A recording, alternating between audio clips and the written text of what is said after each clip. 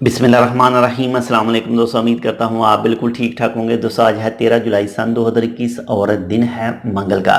दोस्तों ओमान के अंदर जो प्राइवेट वर्कर काम करते हैं उनकी हेल्थ इंश्योरेंस लाजमी करवाई जाएगी और ये कानून फ़िलहाल अभी आने वाले महीनों में आएगा। इसके हवाले से कैपिटल मार्केट अथॉरिटी यानी CMA की तरफ से एक स्पेशल ऑनलाइन प्लेटफॉर्म तैयार किया गया है जिसका नाम है दमानी।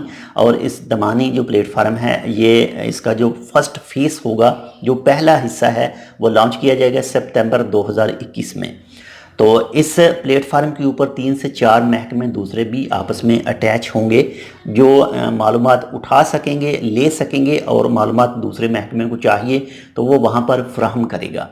तो इन 4 महकमों में नंबर 1 पर जो है वो है ministry of health of Oman, इसके बाद में नंबर 2 पर ministry of labour of Oman, number 3 पर रॉयल ओमान पुलिस, और जो इंश्योरेंस कंपनियां हैं वो भी इस प्लेटफार्म के ऊपर मौजूद होंगी।